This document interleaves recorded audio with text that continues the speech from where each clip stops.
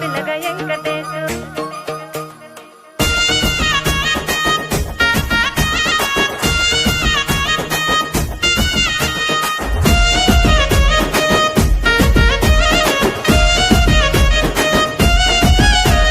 చిత్రాల మనసు నాది చిన్నగా పోతుంటావో చూడక పోతుంటావో ఇంట్లో చిన్నదాన్ని నేను చిత్రాల